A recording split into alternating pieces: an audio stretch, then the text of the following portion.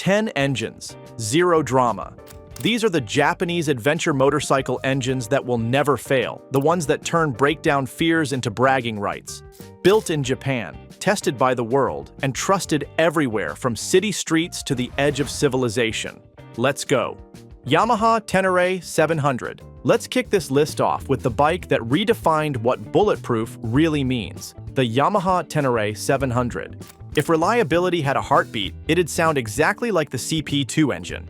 Yamaha took the same 689 cubic centimeter parallel twin from the MT-07, an engine so tough it probably survived the design meetings out of pure willpower, and dropped it into an adventure frame built to take punishment. The result? A machine that just works. No drama, no weird quirks, just 72 horsepower of unstoppable enthusiasm. You could fill the tank with questionable gas from a roadside barrel in Peru and it'd still hum like it's sipping premium. The CP2 doesn't need constant pampering. Oil, fuel, and maybe a pat on the tank every few thousand miles will do. It's not trying to be the fastest, it's trying to be the friend that never flakes. Steady, loyal, and always down for one more trip. The fueling is crisp, the power delivery predictable, and the sound?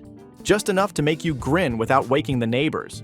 Because some engines whisper adventure, the Tenere's CP2 shouts it from the saddle, then quietly gets the job done anyway. Honda Africa Twin. Next up, let's crank things up a notch. Because if adventure bikes had passports full of stamps, the Africa Twins would need extra pages. Honda's 1,083 cubic centimeters Unicam parallel twin isn't just an engine, it's a global trust fund of reliability. It's been across deserts, jungles, and traffic jams so bad they'd make saints swear. This thing was built to win the Dakar Rally, then detuned slightly so mere mortals could afford it. Power-wise, it's right in that sweet zone. 101 horsepower and torque that arrives early, like the one friend who's always 15 minutes ahead.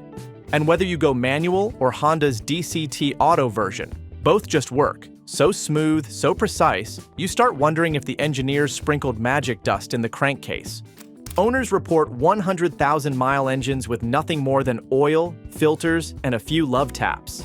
Valve adjustments? Sure, but not for ages. And if you do them, they're easier than dealing with the Wi-Fi at a roadside motel. The Africa Twin isn't about showing off. It's about showing up every single time. Because when your shortcut turns into a week-long detour through nowhere, you'll want the one engine that treats reliability like a religion. Honda XL 750 Transalp.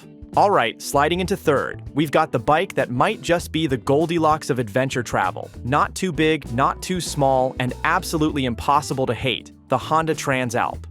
Underneath, it's powered by Honda's new 755 cubic centimeter parallel twin, the same one that made the Hornet such a hit. But here,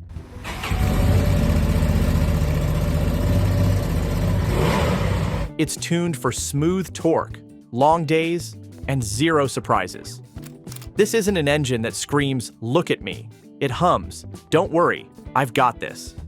It pulls cleanly from low RPM, cruises at 75 miles per hour without breaking a sweat, and sounds just gravelly enough to remind you it's up for mischief.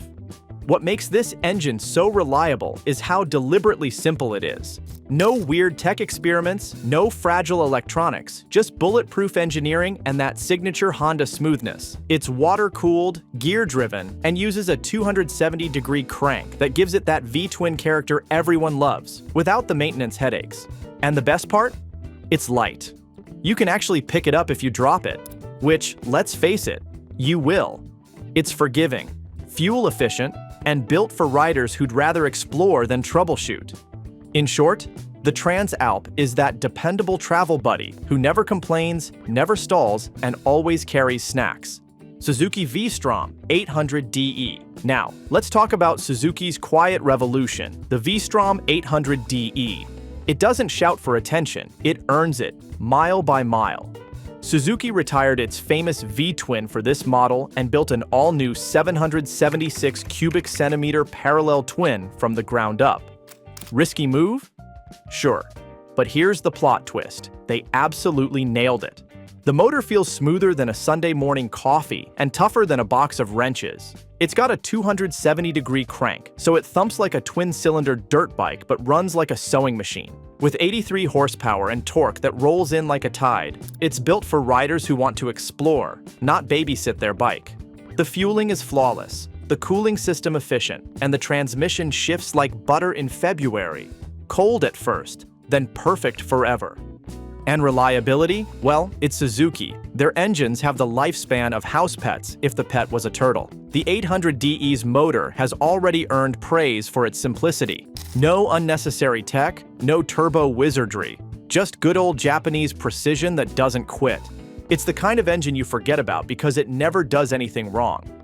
The only time it'll surprise you is when you realize it's been flawless for 50,000 miles and still sounds brand new. Now, if you're enjoying this ride through Japan's most unbreakable adventure engines, don't forget to hit subscribe and drop a like. We've still got 6 more mechanical legends coming up, and trust me, the best stories are just getting started. Suzuki V-Strom 1050DE. Sliding smoothly into the next spot, we're meeting the wise old samurai of the adventure world, the Suzuki V-Strom 1050DE. This engine doesn't chase trends, it defines endurance. Inside beats Suzuki's legendary 1,037 cubic centimeters 90-degree V-twin, a motor with more stories than most riders. It's descended from the TL1000 sport bike, tuned down for torque and tuned up for toughness. 2 decades of refinement later, it's still one of the smoothest, most dependable twins you can buy. The kind that purrs on the highway and grunts up gravel climbs without ever breaking character. This motor doesn't get bored. It'll clock 100,000 miles and still sound like it's warming up. Maintenance? Straightforward.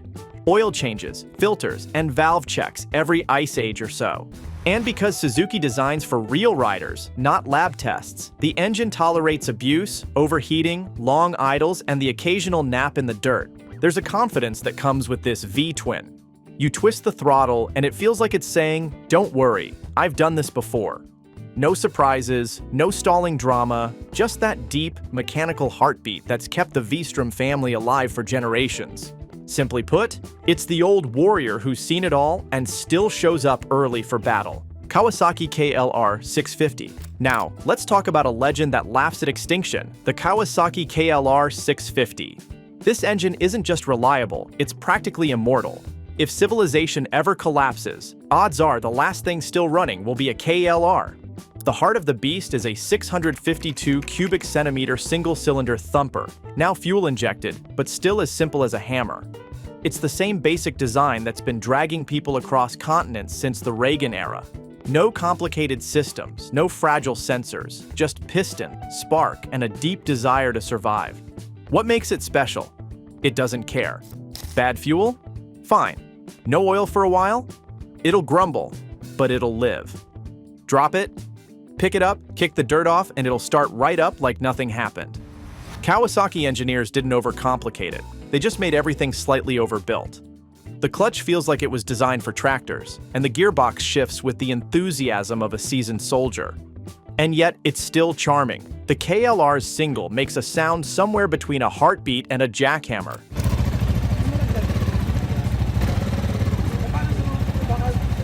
Reminding you that you're riding something honest. It's not fast, it's not flashy, but it's loyal to the end. Because when the world ends, the KLR doesn't panic, it just checks the fuel range and keeps going. Honda XR650L.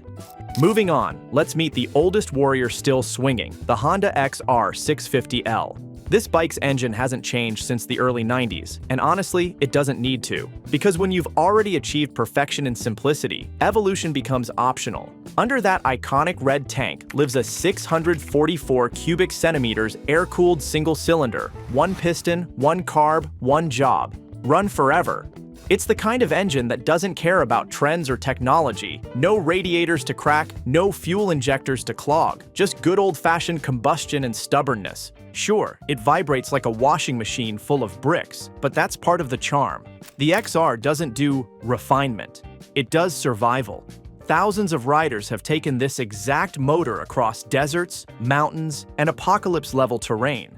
And it always comes back with bugs in its teeth and oil still in its veins. You can literally rebuild it with a few tools and some patience, and if you don't, it'll probably keep running anyway. It's not fast, it's not fancy, but it's loyal. Because when modern bikes start flashing error codes, the XR650L just stares, kicks once, and says, "Cute problem, kid. Now move. I've got trails to conquer." Suzuki DR650S. Next on the list is the Suzuki DR650S, a bike so simple, it feels like it was designed by a mechanic who got tired of fixing things. This is old-school reliability at its absolute finest. At its core sits a 644 cubic centimeter air and oil-cooled single-cylinder engine that's been humming along since the Clinton administration. It doesn't have fancy electronics, multiple ride modes, or even a fuel gauge. What it does have is a proven formula: one cylinder, two valves, and an unwavering commitment to starting every morning, no matter the weather or the abuse. The DR650's simplicity isn't a flaw, it's a feature. There's nothing to break, nothing to confuse you, and nothing to stop you from reaching the next town when adventure goes sideways.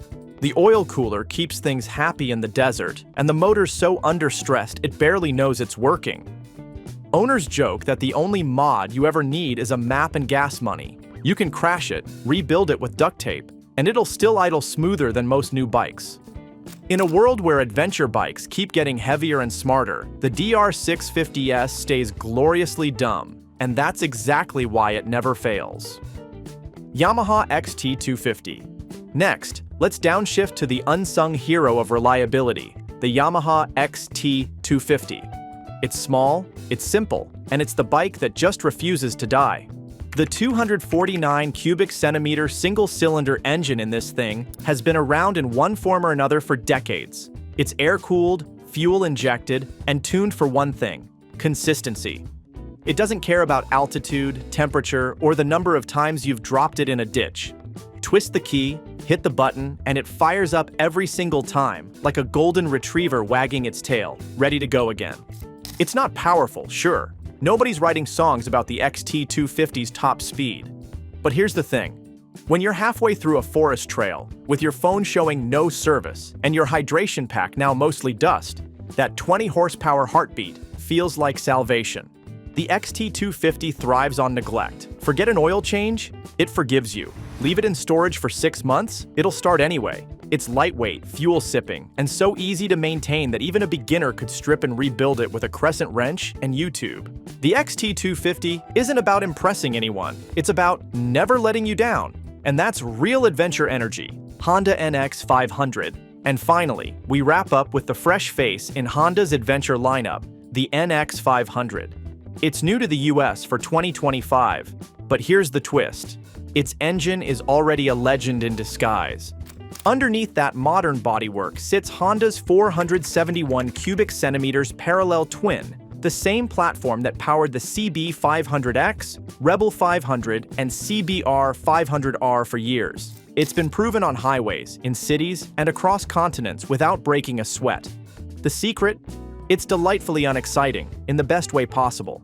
The NX 500 makes around 47 horsepower, sips fuel like it's being graded on efficiency, and has one of the smoothest throttle responses in the business. Maintenance? Simple. Valve checks are spaced out, parts are everywhere, and the engine is so understressed it feels like it's just cruising through life on vacation. This isn't the engine that makes you brag. It's the one that quietly gets you home, every single time.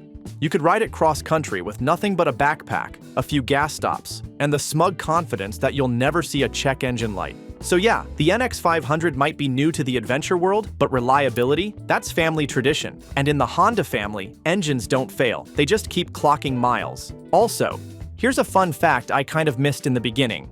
Over 70% of adventure motorcycles still running after 100,000 miles were built by Japanese manufacturers. That's not luck. That's engineering heritage. Because when adventure calls, Japan doesn't just answer, it keeps the engine running.